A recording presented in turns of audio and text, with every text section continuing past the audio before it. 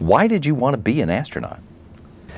For me, it wasn't. I know some people say that they knew from a very early age that that's what they wanted to do, and that's awesome. But it wasn't quite that way for me. I think I was a little more practical about things, and I was interested in space flight, and I was interested in airplanes at a very young age. I can remember that from way back, and I think it was just a natural progression of things, being interested in engineering, being interested in aviation and space, and it just kind of led me down a path into college and the military, and then in the Marine Corps, flying fighters, and then ultimately as a test pilot, and then to be lucky enough to get to come here.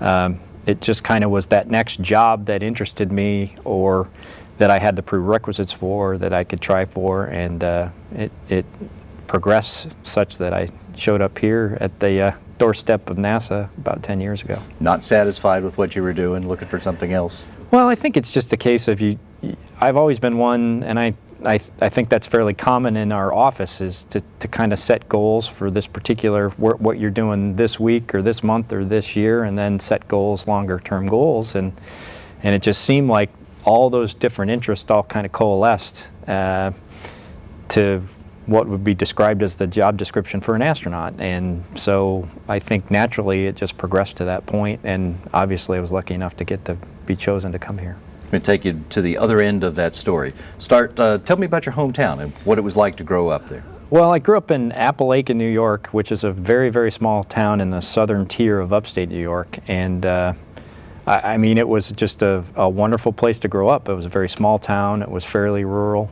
I had a lot of close friends, played sports, downhill skied, did all the things that I think most folks from that part of the country do, and really enjoyed it. It's a great place to be from, and I always look forward to getting back there. You have a sense of how the place and the people who are there really contributed to making you who you are? Well, I always kind of felt like I needed to give something back to the, you have this sense of service to the country, and I don't know where it came from, but I had that from a fairly early age, that I wanted to do something for the country, serve the country, and the military seemed like the best way to do that. And I think you see that from the people that I grew up with, that they're very patriotic and love their country, and I think it just carried over to a degree in me personally, and then the mutual benefit of getting to fly airplanes for the military was just a great experience. Do you get to make out your hometown from orbit? I've seen it a few times. The weather in upstate New York can't always be, or isn't always cooperative.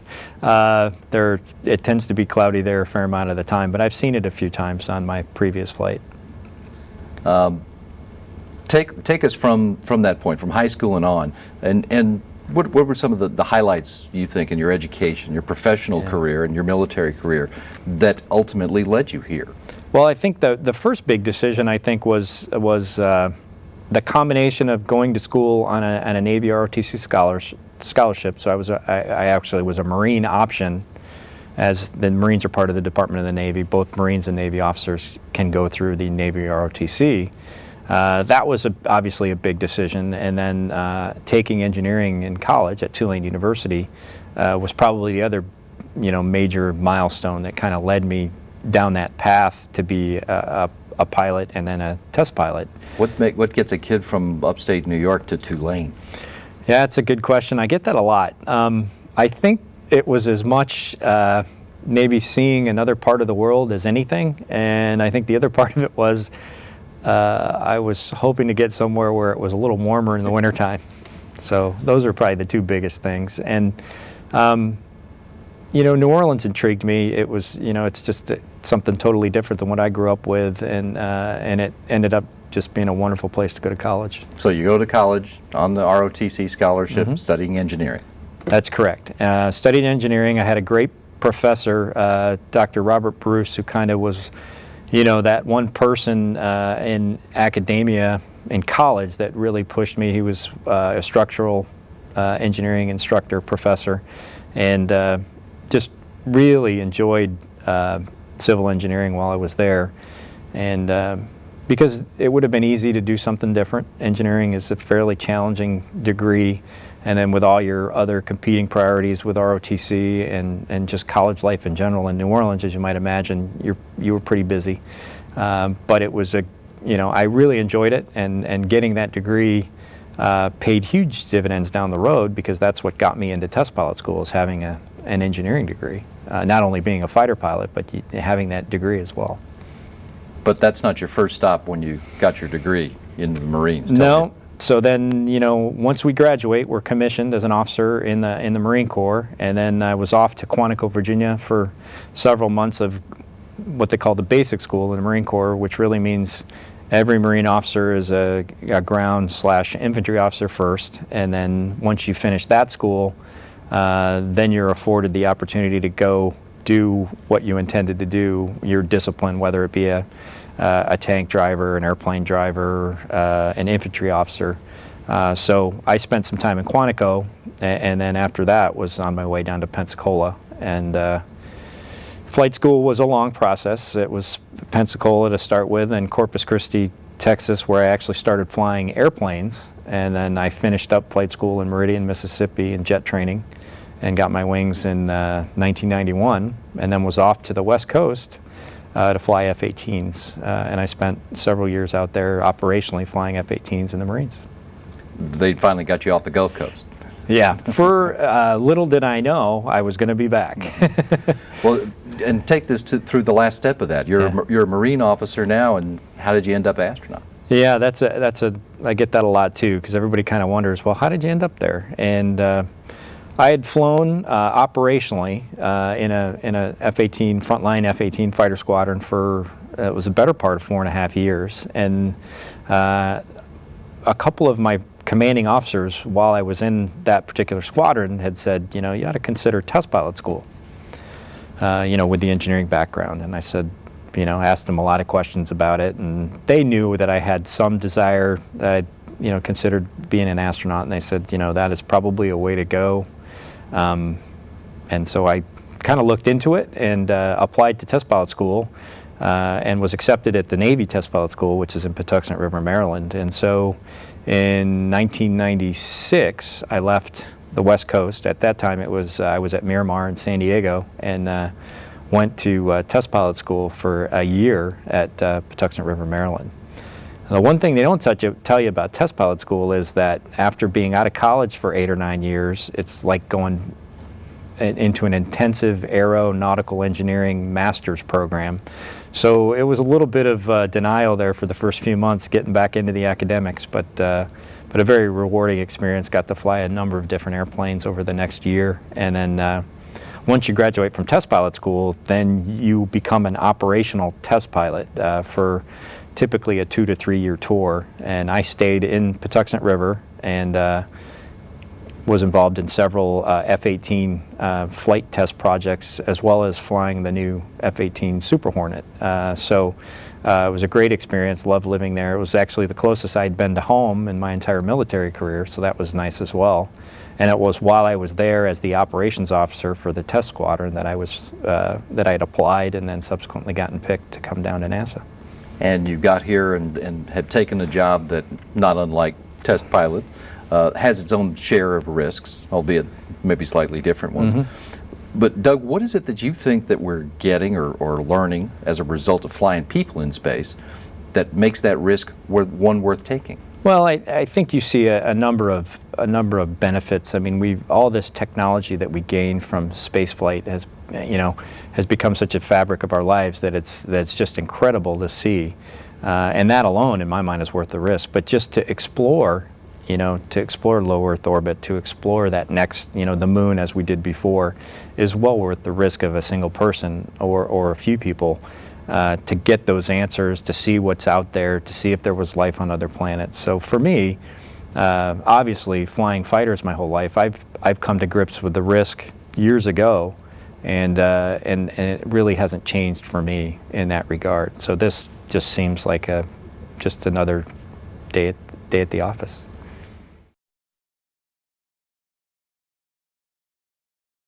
You are one of 4 crew members on the final flight of Space Shuttle Atlantis. Doug, could you give me a summary of the work that's planned on STS-135 and what your jobs are going to be? Well, obviously my position in the crew is as the pilot, but primarily we are trying to get the station in a position where it can last without being resupplied significantly for over a year. So we are taking up a fully loaded MPLM, multi-purpose logistics module, to supply station for that amount of time and to keep things rolling as far as that goes. Now, you guys are going up with only 4 astronauts on board Atlantis. Why just 4 this time? Yeah, that's a great question. We haven't flown a 4-person crew since STS-6. So we obviously don't take this lightly, but the combination of a couple different things kind of drove the crew size to that number. The primary one being that, since return to flight, STS-114, we've had a shuttle in a position where it could provide a rescue for the previous shuttle if there was a problem with the heat shield that we discovered on orbit. And obviously, being the last shuttle flight, we don't have that option. So in order to facilitate a potential rescue scenario, we have to come down on Soyuz rockets. And after some consideration, we would have to stay on the order of 3 months for the first person, up to a year for the last person by the time we come down. So 4 successive Soyuz flights would bring down 1 person at a time over the course of the following year that they declared a rescue. You're saying if you had a larger crew, it would take longer to get everybody home. Yeah, it just adds to that, and I think most folks are comfortable with allowing a crew member under those particular circumstances to remain in space for a year. But once you start pushing things out beyond a year, that requires a lot more consideration and thought. How do you feel about the idea of maybe coming home on a Soyuz or spending an extra year in space? Well, I looked at it a couple ways. I remember when Peggy Whitson called me into her office and said, "I've got some good news for you." And I said, what's that? She goes, "I'd like you to be the pilot on STS-135. And I said, "Well, of course." And I said, "Is there something else?" And she said, "Well, right now it looks like you would be the last person to come down if there was a rescue declared." And I was like, I thought about it for a few minutes and I said, well, let me look at it this way. I've got 9 months of shuttle training for this flight, vice the 2.5 years that most folks typically train to go on ISS for 6 months. So I told her, I said, well, it's a bargain at any price, so I'll take it. Yep. So in this rescue scenario, you'd be the 4th of 4.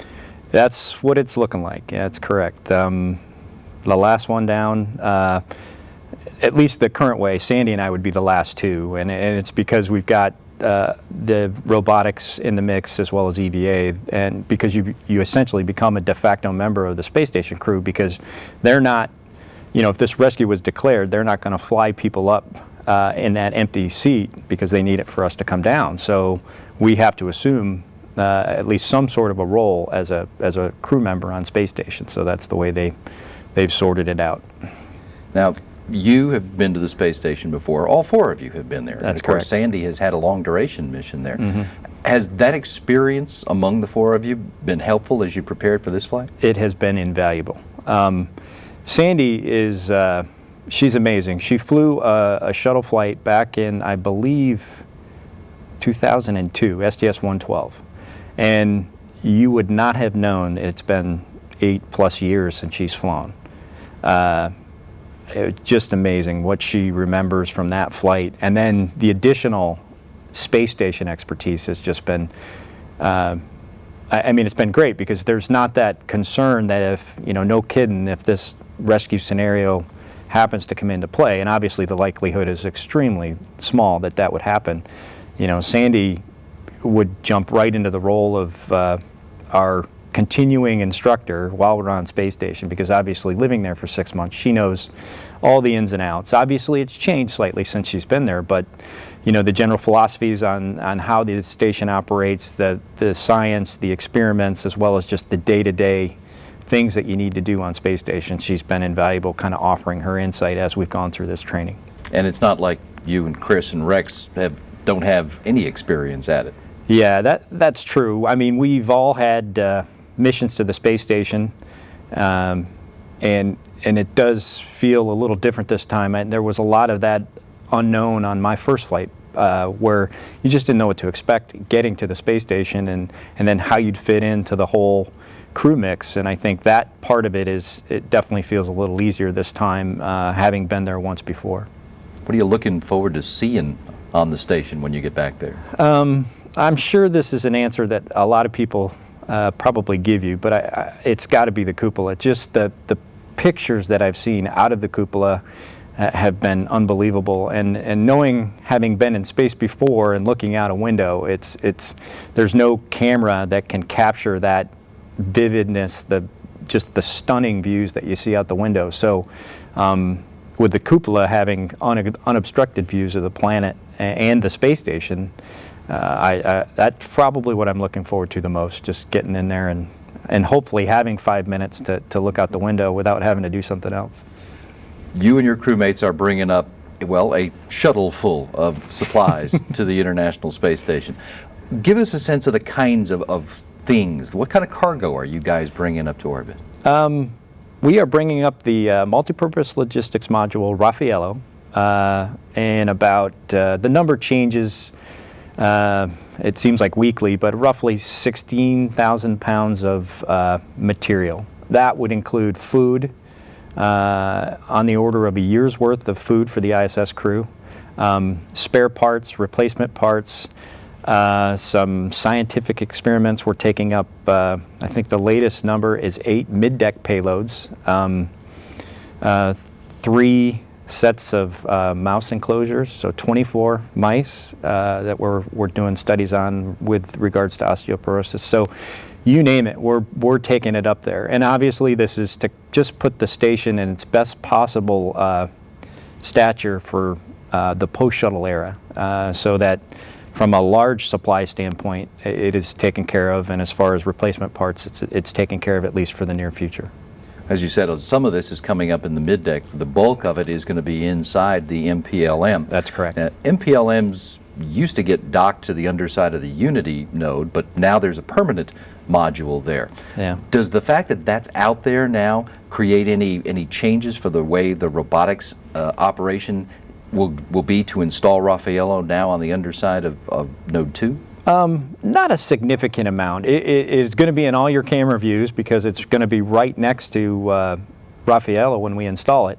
But generally speaking, it actually ends up being, I think, a little closer to the shuttle. So it's, from that respect, it's not a significant difference as far as the installation robotically, but it's definitely something we have to pay attention to because the clearances obviously are much smaller. It's something new that may be in the theater of operations. That's right. This mission also features one spacewalk on flight day 5, but unlike previous shuttle flights, on this one, station crew members are going to be going outside. What's the reason for that assignment? Well, I think it's a couple things. One, Ron Guerin and Mike Fossum have done EVAs previously, and coincidentally together on STS-124. So they have a significant amount of experience. I believe they did 3 together on that flight. That being one, and the other, we kind of fall back on the same thing. We are a 4-person crew, and we had about 8 or 9 months to prepare for this mission. And just from a preparation standpoint and the other things that we had to do regarding training, we just kind of thought that that was a better way to do it and spread the load around the entire docked crew rather than just place it all on the shuttle crew, because typically you have 7 people, and we could have had 2 people concentrate primarily on EVA, whereas on this flight everybody has to attend almost every training evolution that we have. However, it's not to say that we're not going to be deeply involved with the EVA. Sandy and I will be providing robotic support throughout the EVA, and Rex is going to be the IV for the EVA, so the quarterback for the EVA. And I think that, pretty much says volumes about the shuttle station team and how, we're just going to put this whole thing together on orbit, and it's kind of been a neat way to do our training.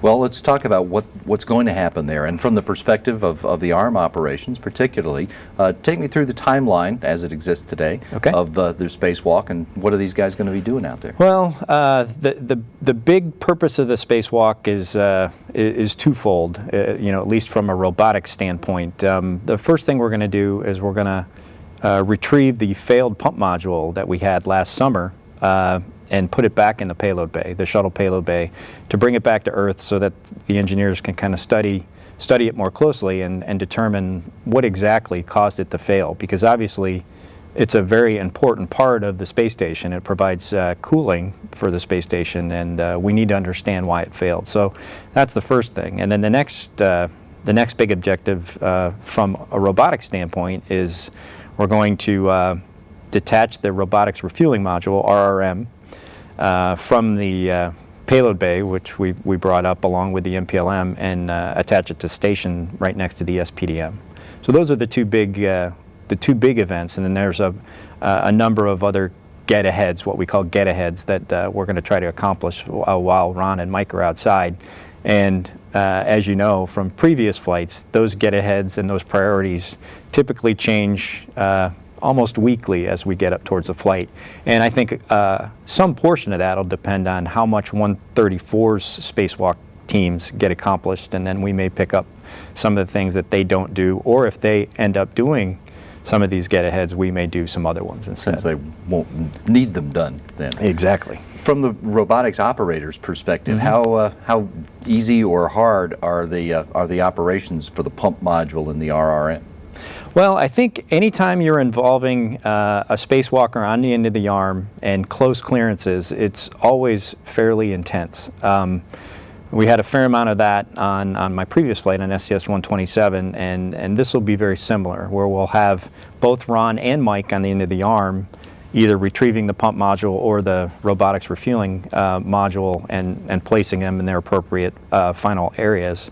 And you know, within the payload bay, it's going to be very tight clearances, and then when we go to get the pump module, that's over on the starboard side of the space station, and some fairly tight clearances on one of the ESPs. And then when we put the robotics refueling module back on space station, it's right near the SPDM and right near the US lab. So there will be a fair amount of vigilance, obviously, by us on the robotic arm, as well as the folks down in Mission Control.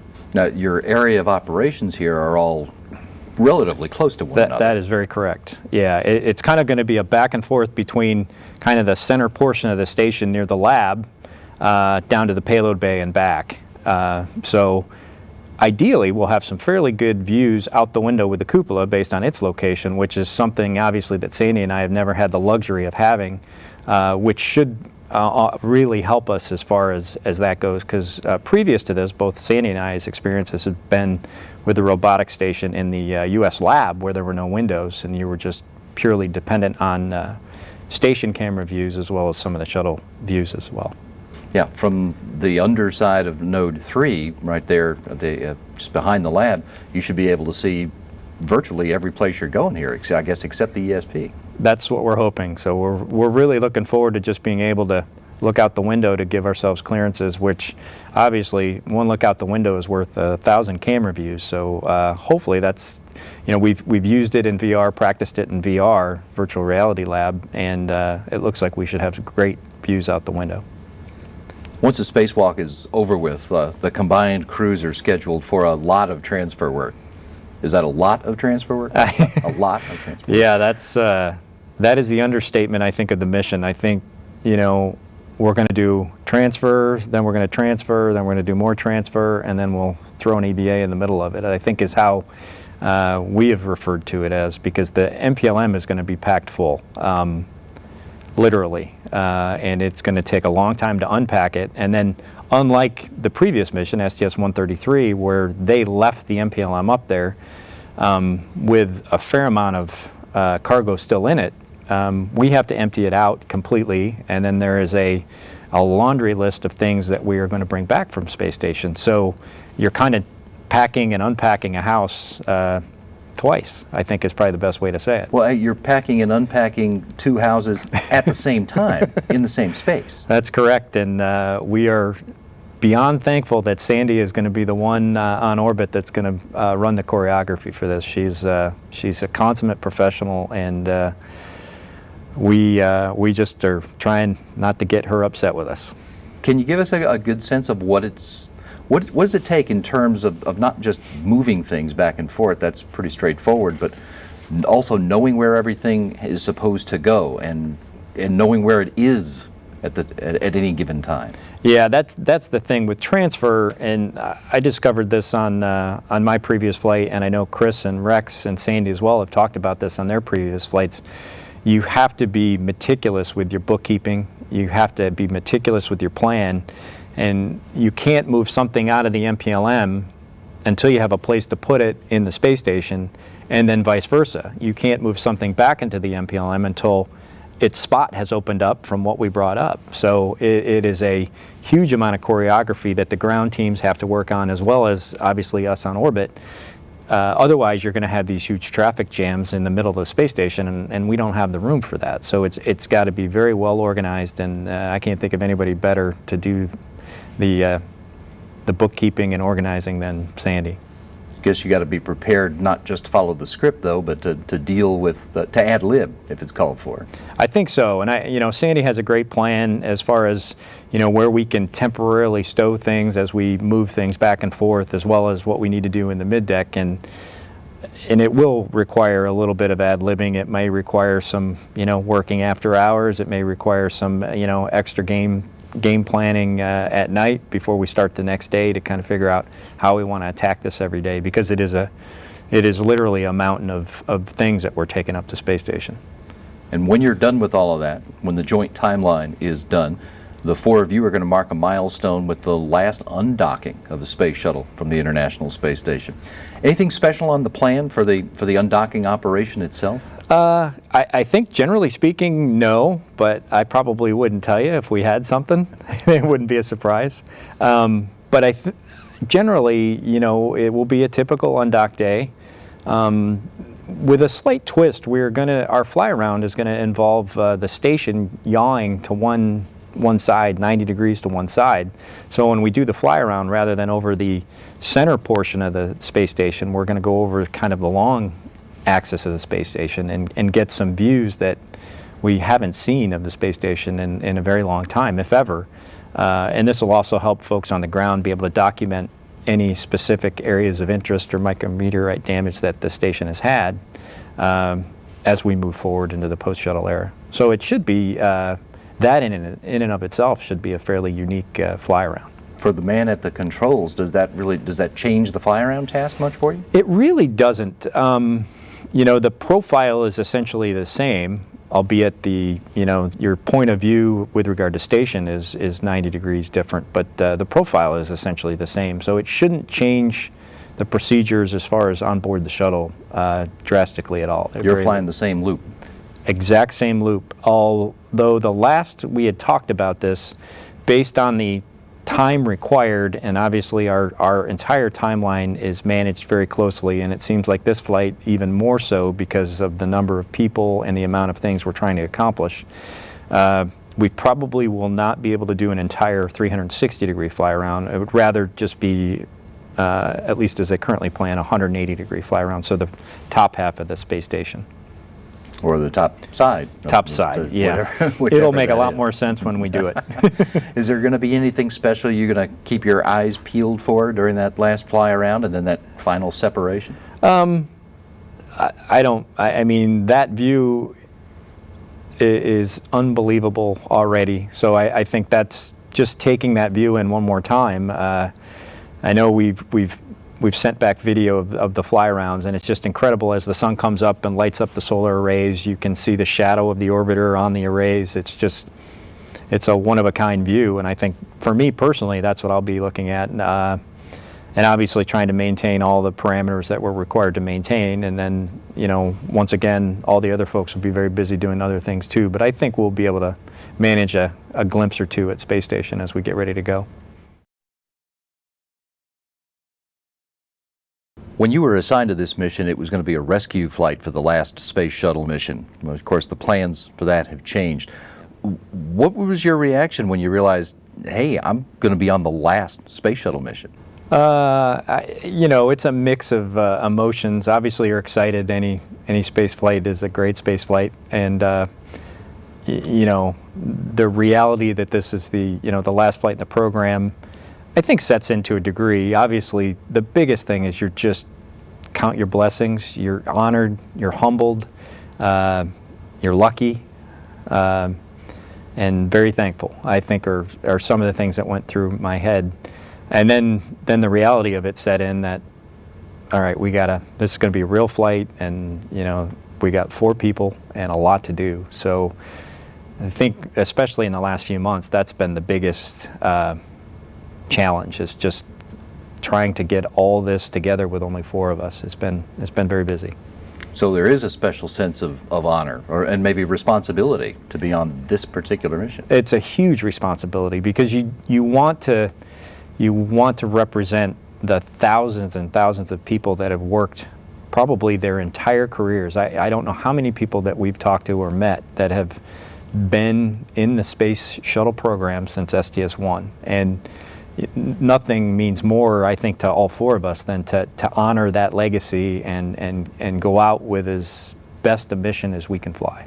Well, as you know very well, the end of the program means a lot of changes at NASA, including people, layoffs, closing some historic facilities. What's your feeling about the decision that was made to stop flying these vehicles? Well, I would imagine it was an incredibly difficult decision on so many fronts. I understand it. There's a logical end for all programs. Obviously, coming from a military background, I've seen airplanes fly out their service lives and be retired, and it's just the natural progression. And fiscally, it was a decision that needed to be made. We've got priorities at NASA. We've got things we want to do outside of low Earth orbit, and the decision was made to go that direction. And it's probably time, but it doesn't make it any easier for the folks that fly it, and I know it doesn't make it any easier for the folks that have worked on it their whole careers. But we just want them to know that what they've accomplished is incredible, and we'll do our best to finish this program the way it deserves to be finished. The end of the program is reflected in some of the elements of the patch that you guys have for your mission. Tell me about what we're seeing in that patch. What are those elements? Well, we kind of went for a couple different themes with the patch, and as you may or may not know, the crews are the ones that end up designing the patch, which is a great honor. We did ask for a lot of advice from family, from friends, from other folks around the different centers, what they would like to see, and of course, we got about as many ideas as that we could possibly handle. But we wanted to keep it simple. We wanted to represent in some way the program as a whole, and we kind of did that with a little bit of a design that looked similar to the STS-1 patch. And then, of course, the Omega, I think, is the other big, one of the other big aspects of the patch, which is the last Greek letter in the alphabet for the last flight. A not so subtle, maybe subtle way to refer to the last flight. And then aspects of the NASA meatball, which, once again, represents, after our flight, 135 flights for the program, which is the lion's share of NASA space flights. So, and I think the last big factor was we wanted to make it relatively simple, not too busy. Some patches are busier than others, and we just wanted to kind of keep it a little bit simple. So we hope folks like it. We hope it honors the Space Shuttle program and the men and women that have worked there. So if you think back of about 135 Space Shuttle flights, what do you think are some of the most significant moments from the Space Shuttle's history?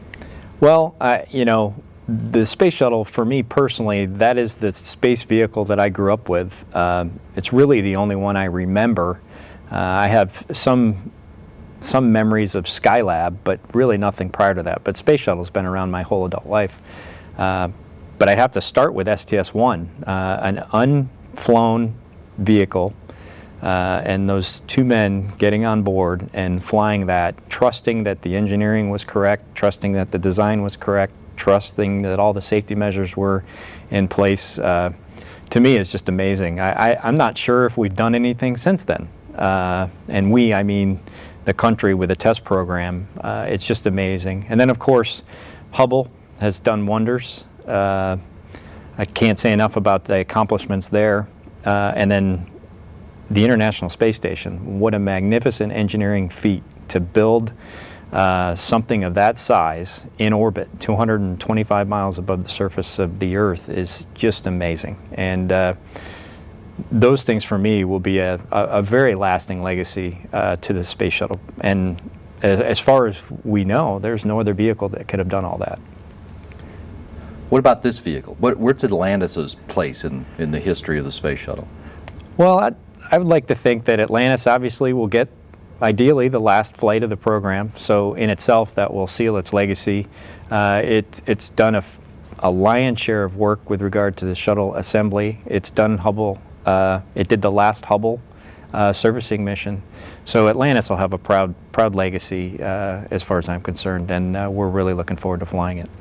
If you think about the work of the whole shuttle program on all of the orbiters, how is that work going to be remembered? Well, I think, as I said before, you've got the lasting legacy that Hubble, the pictures of our galaxy that would have never been seen, and you've got the space station, which will live on for many, many more years. So just in that regard, I think you've got a tremendous history. And then just to look at the engineering feat of building a winged vehicle that goes into space and does things robotically, it rendezvous with space stations, it carries up huge payloads of supplies, and then returns to Earth and lands on a runway. That in and of itself is a tremendous accomplishment, and I think it'll be a long time before we see another vehicle that does all those things.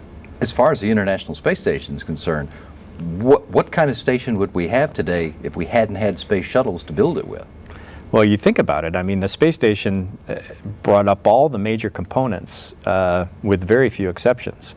And there's probably a way we could have built the space station, albeit we'd probably be in the very early stages of construction had it not been for the shuttle, because we could bring up huge trusses, the solar arrays, all the modules, for the most part, all came up in the shuttle payload bay. So I'm thinking somebody somewhere is smart enough to figure out a way to put a space station together without a shuttle, but I think it would have taken almost an immeasurable amount of time to put it together, given everything else that we know. After STS-135, it's going to be up to spaceships from other nations and probably from private industry to get crews and cargo to the space station for the foreseeable future. That's correct. Right. As an American astronaut, how do you feel about the future of the International Space Station? Oh, I think the future's in great hands. We've known about the end of the Space Shuttle program for quite a while now, and some of the best folks we have are working in the space station program, planning all these different vehicles and all the right kinds of supplies and all the right things that need to be put on orbit in order to sustain the space station. We have our Russian partners who are going to provide, initially, provide rides for our folks up to space station and back. And then the plan is for the commercial folks to pick up some of that slack in the very near future and continue flights to the International Space Station. So I think, and if you add the Europeans with the automated transfer vehicle, the Japanese with their transfer vehicle, I think we're in really good shape. Do you remember where you were when STS-1 took off and how you felt about that? Yeah, I was in school. I was, I believe, a freshman in high school when STS-1 took off, and I think that was the only flight they flew with a white external tank, so the entire stack was white like that, and it was just unbelievable to see this, what looked like to a teenager an airplane that was going to go into space. And I've been mesmerized with it ever since, fascinated with it, and obviously I was very interested in heading that direction a little bit later in life, as you can see. Do you have a favorite memory out of the space shuttle era? Probably a few. I think selfishly, my first flight was a pretty fond memory, almost to the point where it seems surreal that I actually did it, because it's so much different than anything else I've ever done in my life. But I would say that was a great moment. I would also say I worked as a Kennedy support personnel down at the Kennedy Space Center, and my first launch was when I was working, and it was STS-109, the first launch I ever saw in person. and that was incredible too. So those were probably the two biggest. Shuttles are still going to low Earth orbit, but what they're doing is dramatically different today than when STS-1 kicked off the space shuttle era. Doug, where do you think we're going to go in the next era of human space exploration? I hope we go outside of low Earth orbit. I mean, that's, I think why a lot of us got into this business was exploration and seeing what's over the next horizon. And that's what I would personally like to see is let's go explore other worlds. Let's explore the moon. Let's explore an asteroid. Let's explore Mars. To me, that is the part of human spaceflight that really is exciting. And just to see what's over that next bend and around that next curve is why I originally got into this business.